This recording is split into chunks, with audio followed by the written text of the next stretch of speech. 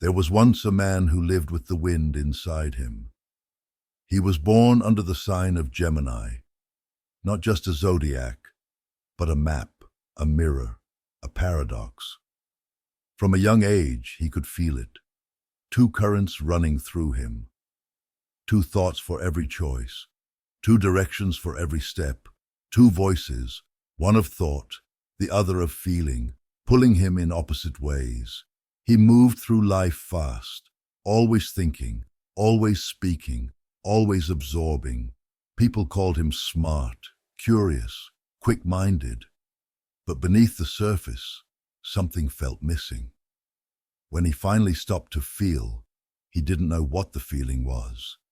And when emotion came in waves, it overwhelmed him. He could name every idea, but not a single emotion. He had become fluent in thinking, but illiterate in feeling. No one had taught him the language of the heart. He had inherited a world that praised the mind and silenced the soul, where emotion was weakness and reason was power, where thinking meant control and feeling was something to hide. He began to ask, why can't I understand what I feel? Why do I spiral in thought, yet feel disconnected from myself? Why do I overthink everything, but still feel lost? One evening, he sat beneath the twilight sky beside a quiet fire. The stars above shimmered with a strange familiarity, and two of them, bright and close together, seemed to whisper. He remembered the ancient story, Castor and Pollux, twin brothers, one mortal, one divine. When one died, the other chose death over separation. But the gods, moved by love, placed them both in the heavens, forever side by side. That was the birth of Gemini. Not from war, but from union. The divine and the mortal, the thinker and the feeler. Not enemies, twins. And so he saw it clearly. The war he felt inside was never meant to exist. It had been inherited, passed down over generations. Long ago, there was no division. Philosophy meant the love of wisdom. The first philosophers were also poets, dreamers, and scientists.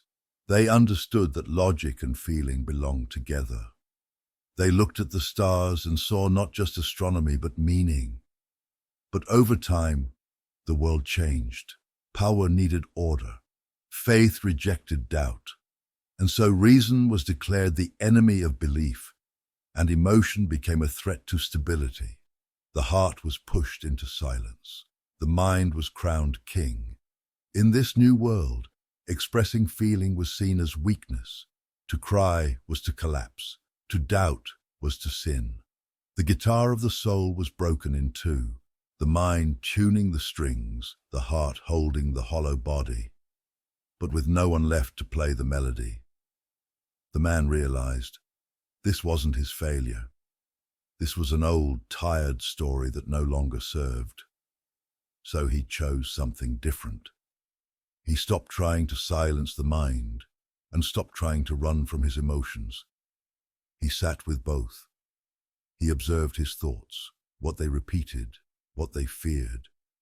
He watched his feelings, where they rose, what they longed for. And for the first time, he began to pair them, a thought with a feeling, a fear with a longing, a memory with a wound. He didn't fight anymore. He listened. And slowly, something began to awaken. A spiral, not a line from logic to emotion, but a dance, interwoven, sacred, alive. He began to live differently, to think with compassion, to feel with understanding. He realized one without the other is incomplete. The brain pulses the heart. The heart nourishes the brain. Together they create music. He remembered the guitar, the strings of thought, the chamber of feeling. Only in harmony do they sing. So if ever he forgets again, if the wind inside him feels like a storm, if thought becomes noise or feeling becomes too much, he returns to this truth. I connect my thoughts and feelings in a divine spiral. I recognize them as two sister forces that do not fight, but rather, in love, recognize each other within me. And with that remembering, he walks forward, not as a divided man, but as a bridge between two worlds. The wind that thinks with love and feels with clarity. The Gemini who remembers, he was always whole.